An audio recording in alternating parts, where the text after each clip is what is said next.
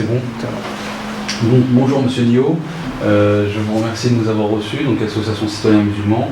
Donc vous avez compris notre démarche d'aller à la rencontre des candidats pour les élections municipales qui auront lieu en mars 2014. Donc pour cela, donc je vous remercie d'avoir répondu favorablement à notre interview. Merci à vous d'être venu. Première question. En 2010, le collectif contre l'islamophobie en France, CCIF, a recensé 188 actes islamophobes, 298 en 2011, 498 en 2012, soit une augmentation de plus de 57%. Qu'en pensez-vous ? Il est bien évident que les actes islamophobes, à l'instar de tous les actes qui sont contre telle ou telle religion, ne sont pas admissibles de toute manière. Que cela est tout à fait triste que dans un pays comme le nôtre, qui est basé sur la République, sur la Révolution française et sur les humanistes, on ait des chiffres en 2013, en 2014 qui sont encore de ce type-là, et ça montre qu'il y a encore beaucoup de travail à faire pour que l'ensemble des citoyens français, quelle que soit leur religion, arrivent à vivre ensemble et surtout parlent ensemble et puissent comprendre. Quelle est votre opinion vis-à-vis du silence des politiques face à cette vague islamophobe ? Si vous êtes élu, seriez-vous prêt à condamner publiquement ces actes ?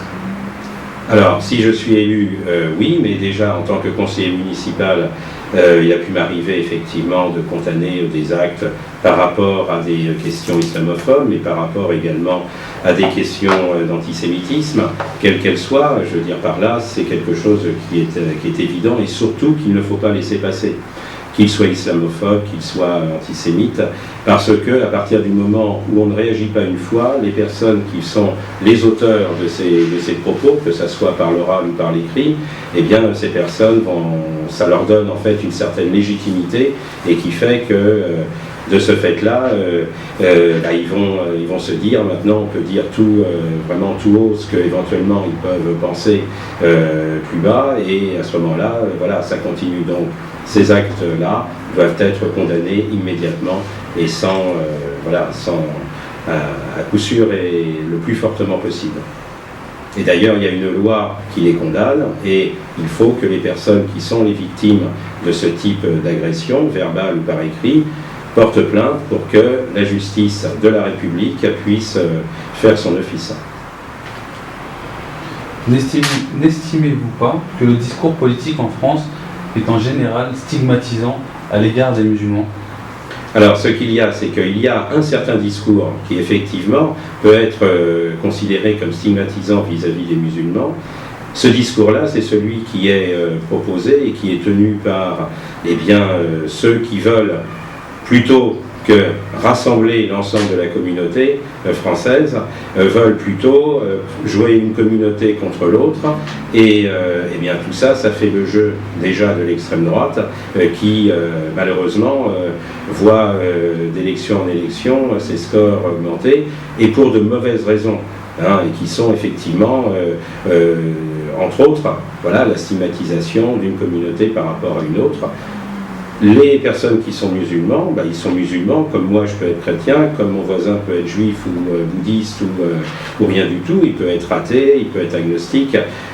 C'est ça qui fait la richesse de la France, c'est qu'en fait, au fur et à mesure du temps, c'est tous, tous différents pays, des gens venant de différents pays, de différentes cultures, de différentes religions sont venus en France. Il suffit de regarder la carte de l'Europe, on est quand même un petit peu au milieu, on est à un point de rencontre, et c'est ces rencontres, cette richesse qui a fait que on est devenu la France, qu'un jour il y a eu la Révolution française, qu'on a également essaimé un certain nombre d'idées par nos philosophes à travers le monde, qui sont toujours la liberté, la fraternité et l'égalité. Monsieur Jean Boboro parle de laïcité falsifiée, et Madame Kehari parle de laïcité travestie, utilisée comme instrument de stigmatisation de millions de musulmans. Comment définissez-vous la laïcité ? Que signifie pour vous garantir le libre exercice public du culte ? Alors la laïcité, c'est le fait de pouvoir effectivement pratiquer la religion qui est la sienne, sans qu'il y ait aucune contrainte d'aucune sorte. dans l'espace que l'on dit l'espace privé, voilà, que ce soit le vendredi, le samedi, le dimanche, quand la religion le décide, mais qu'à partir du moment où l'on est dans l'espace public, eh bien à ce moment-là, que cela ne soit pas quelque chose qui doit être mis en avant, voilà, et de ce fait-là, voilà, c'est ça la laïcité. La laïcité, c'est de pouvoir vivre sa religion, mais d'un autre côté, dans le respect des règles de la République, et qu'il y ait, lorsque la religion peut avoir un passé, une culture un petit peu différente de celle de la France, eh bien qu'il y ait une adaptation, mais je dirais aussi une adaptation des uns et des autres, c'est-à-dire, là, c'est le fait que les chrétiens essayent de connaître un petit peu la religion musulmane, la religion juive ou bouddhiste ou celle que vous voulez, mais voilà, qu'il y ait des échanges entre les personnes, pourquoi pas, donc ça c'est le contraire, mais que dès l'instant qu'on reste dans le domaine public, à ce moment-là, il y a les règles qui sont celles de la République et qui sont les règles pour tous les citoyens français. Que pensez-vous du projet de loi interdisant le port du voile dans les universités et quel est votre avis sur le rapport de l'intégration récemment publié? Alors dans le cas pour le port du voile dans l'université, qui était un peu la continuité de l'interdiction du port du voile dans les écoles, en fait, moi je suis effectivement favorable à cela, sachant que à l'intérieur de la loi, c'est pas seulement le voile, mais c'est l'ensemble de tous signes distinctifs et religieux dont on parle. Et là, effectivement, l'école, l'université ne sont pas des lieux où on est là pour afficher, avec une croix qu'on est chrétien, avec une kippa, avec un voile, etc. Ce sont des lieux qui sont faits pour des études, où on est là effectivement pour étudier, pour se rencontrer, mais c'est le signe, soit c'est le côté ostentatoire qui me gêne toujours. Voilà, donc de ce fait-là, par rapport au rapport qui a été effectivement publié, qui d'ailleurs a donné naissance à toute une polémique entre le Premier ministre, le Président de la République, puisque il avait été dit sur le site de Matignon sans que le Président de la République soit au courant. Enfin bon, tout ça, ça fait partie un petit peu de leur souci de communication.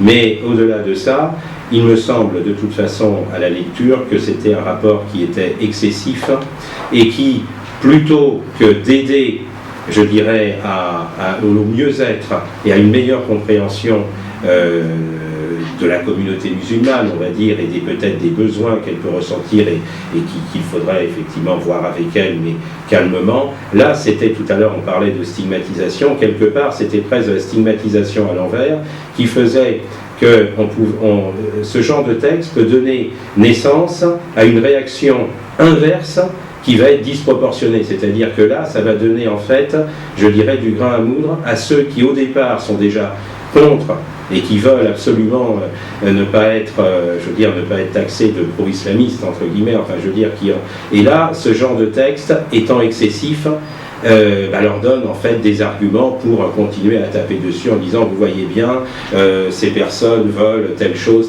c'est pas possible, voilà.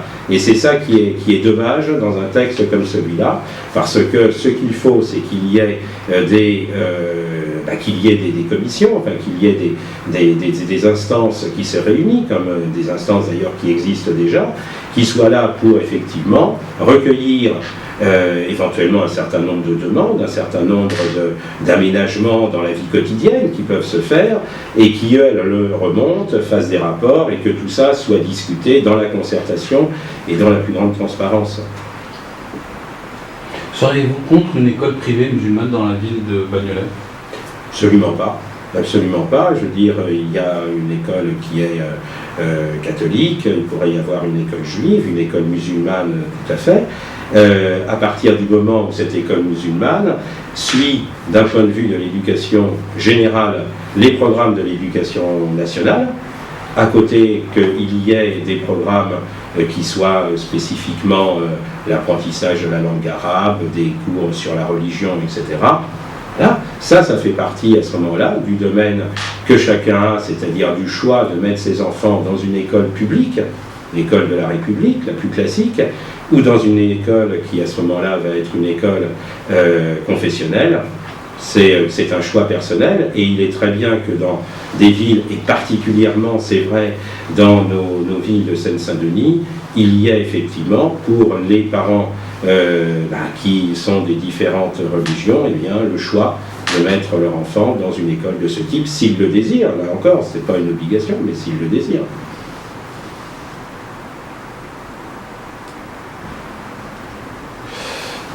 Proposeriez-vous à la cantine publique des repas végétariens?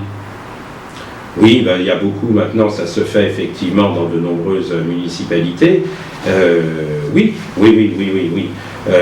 Ça évite là aussi des conflits qui peuvent à ce moment-là déraper et donner naissance à des choses qui ne sont pas, qui sont pas nécessaires.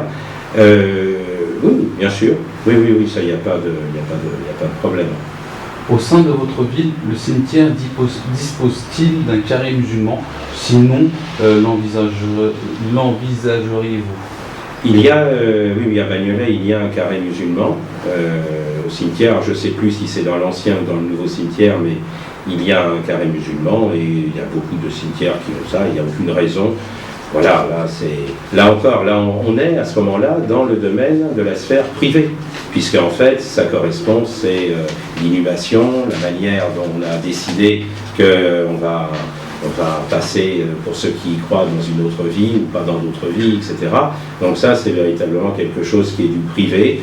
Donc voilà.